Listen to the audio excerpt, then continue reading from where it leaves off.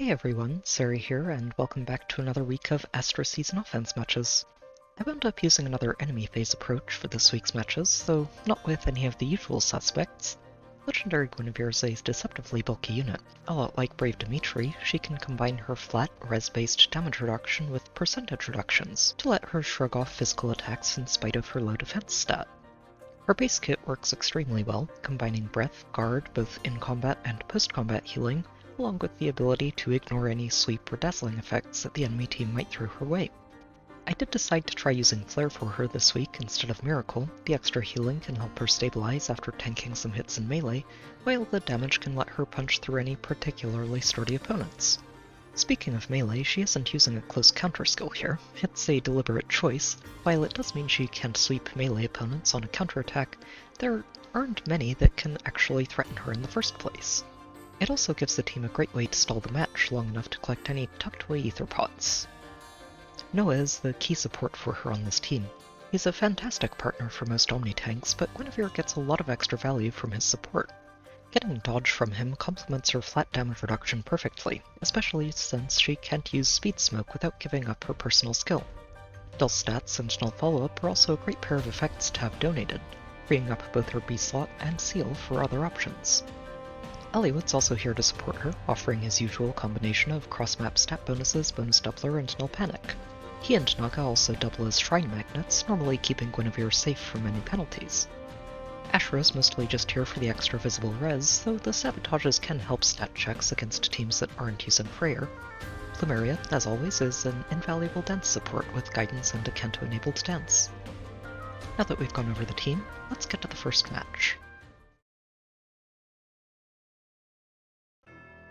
This match was a fun one to run into. It's a pretty straightforward Freyr for Mortis Maria setup that uses Cordelia instead of Catria to give the team its firepower. Alchrist isn't someone I've seen on defenses very much, but I do think he's a dangerous threat. His weapon's flow desperation can be extremely powerful combined with dual strike, especially with the pseudo moonbow per hit from his personal skill. He's also got a very consistent Deadeye on the second shot thanks to Flash, Sparrow, and Null Guard. It can be tricky to attack into this team too, thanks to the Maria-backed Femortis in the front, especially once Freyr starts giving him an extra 10 to each of his defensive stats. We're not planning to actually attack into this though, we've got a bit more of a stylish approach in mind. And we just take this first turn to break through some structures and make sure that Guinevere is getting all of her buffs for the coming turn. What's your plan? Once we have Naga's Dragon Slaying and Noah's bonuses, and Eliwood's too, we can just smite Naga and Gwyn forward, plant Guinevere on the defense tile, and move Noah in behind her. Moving Naga back here means that we can have Plumeria Dancer and Kendo forward to make sure we have the extra attack and res being donated. And then we say go. Gwyn's going to take a few dual strikes here, starting with Femortis, who manages to do exactly 1 point of damage to her. Ninian attacks instead of dancing, thanks to the exposure that Thracier has applied to us, which means that we don't have to worry about any rallies unless the rallier can't reach Guinevere at all. Alchrist goes last. While he can do a little bit of damage, he's going last because he also gets knocked out on the counterattack. And from there, Maria attacks and does absolutely nothing. Targeting Gwyn's res when she's on a defense tile is just not going to end well.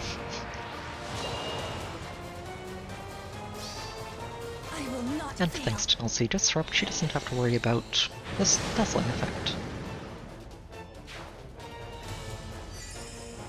And then we finish off with the bonus week Thracier, who, well, is also not going to accomplish anything. I will be my people's shield.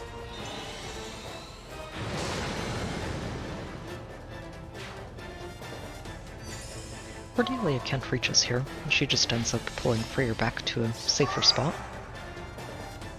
Which means that we're not quite finished with tanking dual strikes yet.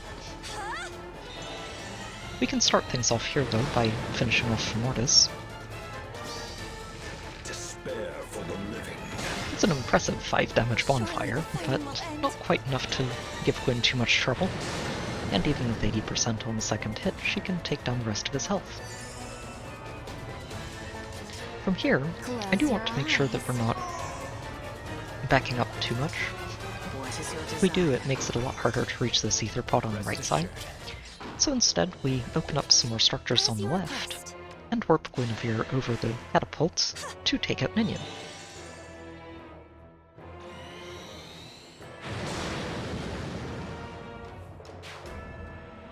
While this does mean we're giving up the defense tile here, I'm not too worried about that. She should only take a hit from one of these two for the following turn, and as long as she can survive a dual strike from Freyr, we don't have anything to worry about. He does do a pretty impressive amount of visible damage. But unfortunately for him, that doesn't quite translate into real damage, thanks to Gwyn's dodge and LC Disrupt. And from there, it's not hard for us to have Eliwood break the second pot and start closing out the match. Be cautious. Freyr's an easy first target, especially when he helpfully charged Flare for us.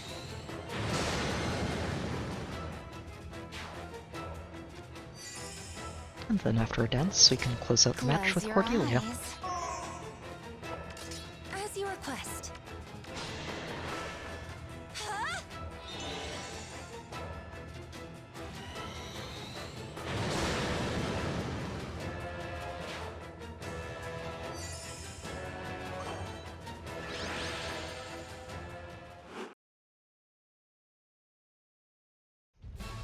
This match leaned a bit more into Guinevere's strengths. Almost all of the enemy team are mages, and while they are covering the full color spectrum, and Veronica is particularly impressive, that does leave the setup vulnerable to a high-res tank.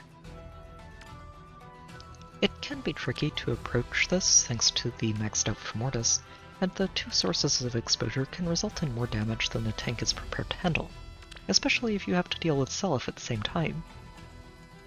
Your stall effect can easily catch people off guard too in a hit-and-run approach, since it's a fairly rare effect to see on a defense. But overall, this boxed-in setup really isn't doing their team any favors, and it's not too hard to just bait out all of their ranged units, and leave Seliph and Femortis for last.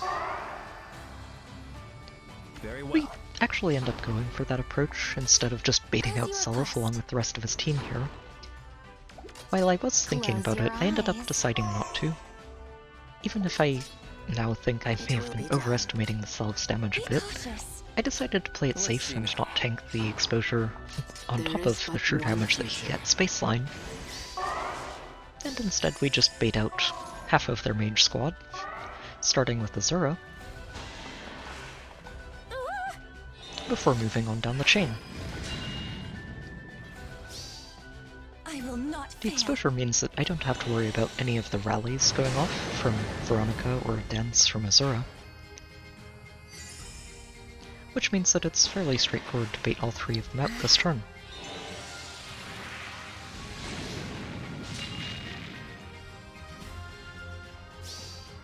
Surely the fighting will end.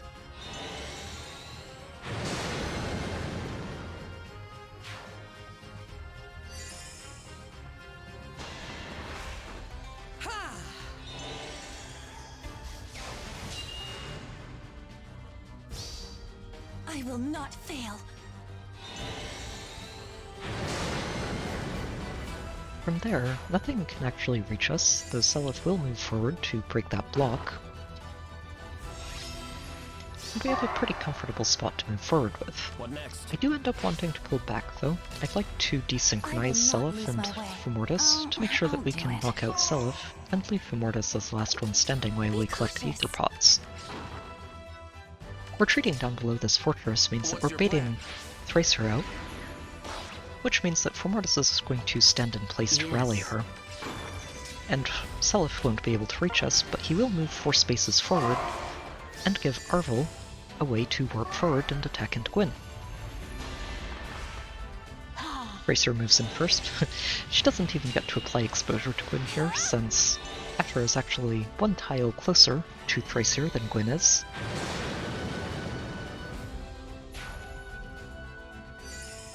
from there things continue to go as planned. Well, Arvel can do a little bit of visible damage, but it's not actually translating into anything. For burn.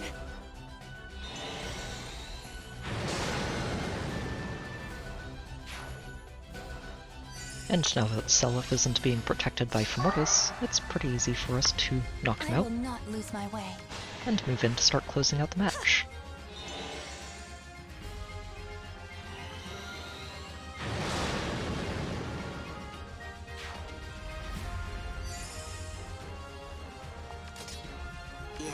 While I can't quite get in range this turn, mostly because we do still need to grab this Aether pot, it's not like we have too much to worry about. Femortis can't move very quickly, and Guinevere shouldn't have any problems breaking through him.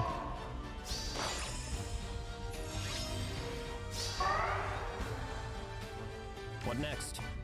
Noah grabs the Aether pot for us, and we can move Guinevere forward to attack Femortis once. I will not It isn't fail. quite enough to knock him out. We're not piercing DR, so the 80% on the second hit is enough for him to survive here. Even though he just can't actually accomplish anything on the counterattack. And while that does lock out Naga's turn, the Close Kanto your lets Gwyn eyes. move back, get danced, and move in for the kill. As you request. For burn.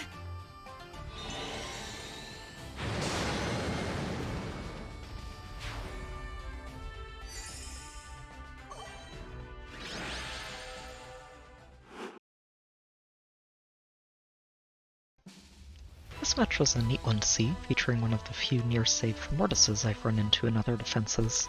They're using an impressive Ascended Fjorm as their far save of choice, and thanks to Asker, they keep her Ice Mirror charging even without a Freyr to keep her safe from Elamine. Lind is a neat threat to see. Her built-in half-pierce really helps round out the team, and donating null follow-up to her teammates can help them shut down slower opponents.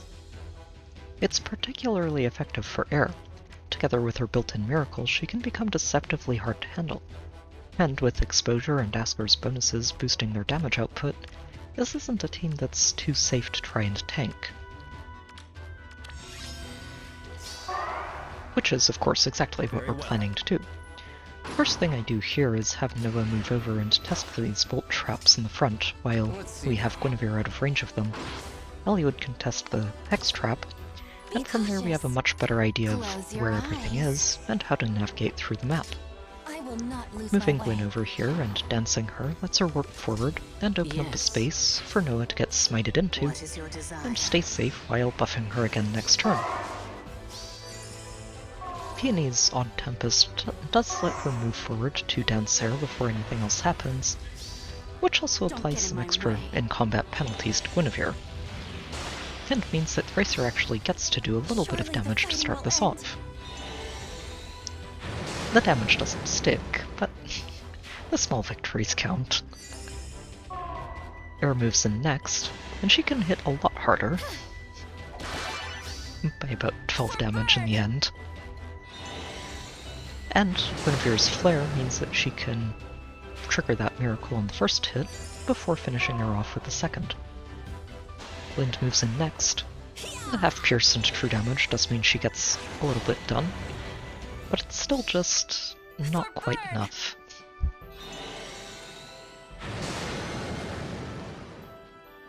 And well, Asker isn't going to have a very good time of this either.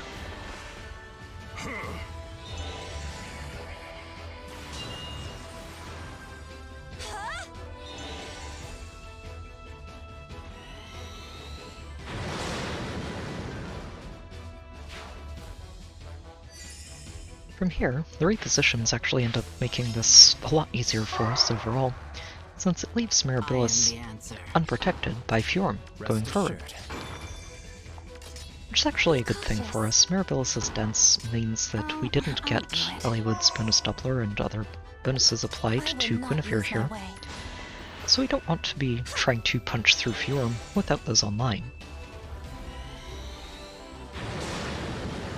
Thankfully, we can just have Gwyn knock out Mirabilis and sit in place to tank the Femortis for this coming turn, trigger the last hex trap, and smite Naga forward to make sure all of our buffs will be online for the following turn.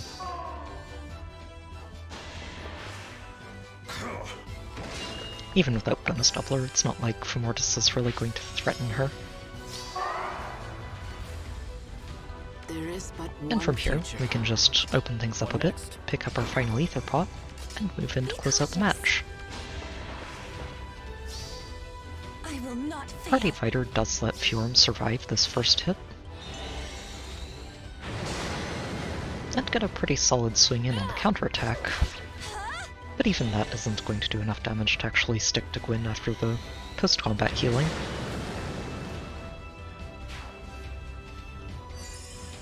And from there we can just move forward, dance her, and close out the match with Femortis. I will not lose my way.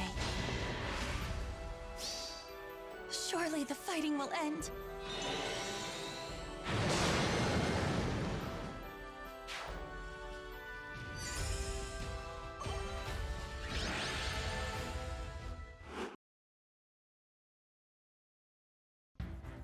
This match was a fun way to close out the week, featuring the first legendary Alencia I've seen in the wild.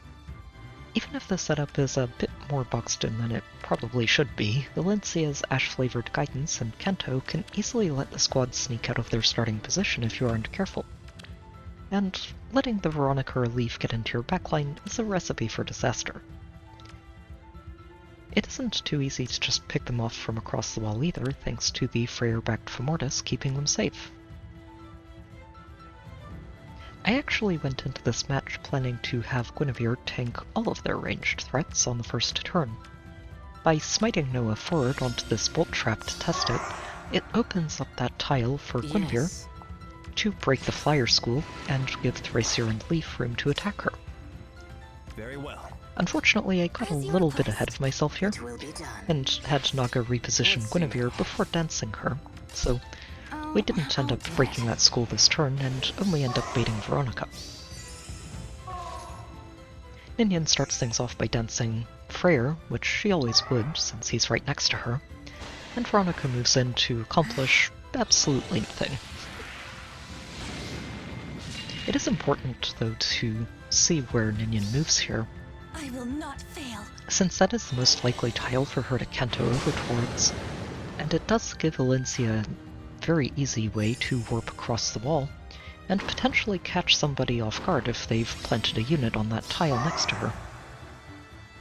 Thankfully we didn't do that, and without Femortis nearby, Alencia's a very easy target.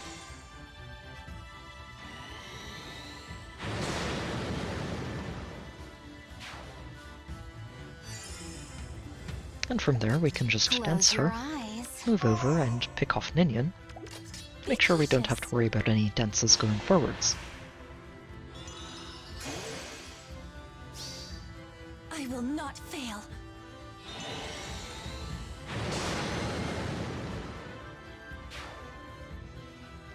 This part got a little bit tricky to navigate because I did want to knock out Leaf this turn, if possible. Rest assured. And with a little bit of creative maneuvering, we can have Noah draw back Guinevere into a spot that Leaf can attack her before cantoing to safety himself. Thracier takes the first attack, mostly because she just has a lot less health to lose. For burn!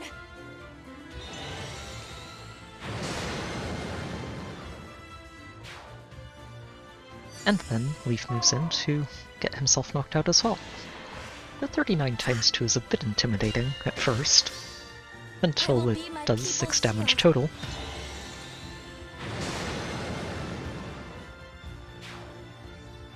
And nobody else can reach us from there. The only unfortunate part about this is that it does mean Freyr is still in range of Femortis, so if we want to knock out Femortis last and secure this other Aether pot, we're going to have to tank Freyr just to bait him out and away from Femortis. Thankfully, as we saw earlier in this week, that's not too hard for Guinevere to do. What's your plan? And this Freyr doesn't even have a dual strike backing him up.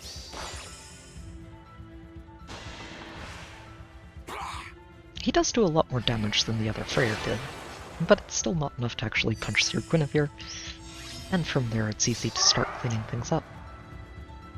Plumeria and Ashura can move over to pick up the other Aether pot, and we can have Guinevere take Freyr out. I will not fail.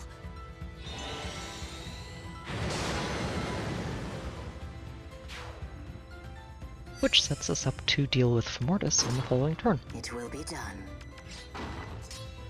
Let's see now. What next?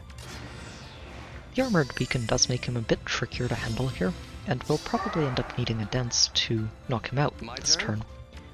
Which means I need to navigate around Nightmare, and also find a way to get Plumeria all the way over here to reach Guinevere after she attacks. After some movement shenanigans, Guinevere can move in and take a first shot at FOMO. Surely the fighting Without will end. Pierce, we're not going to finish him off here. But Ashura is the one who's closer to Guinevere here, and the only one who's in range to lock out, Close which your means that after we eyes. Kanto Gwyn back, Plumeria can jump forward, dance her, Cautious. and let Guinevere close out the week.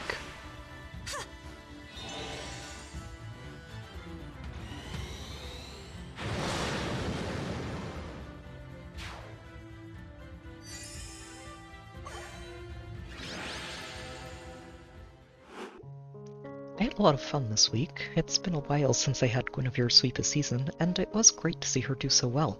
I'll probably keep experimenting between Miracle and Flare.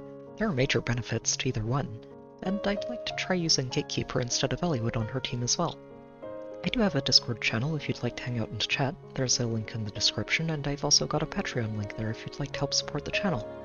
As always, I hope you've enjoyed the video, good luck with your own matches, and I'll see you next time.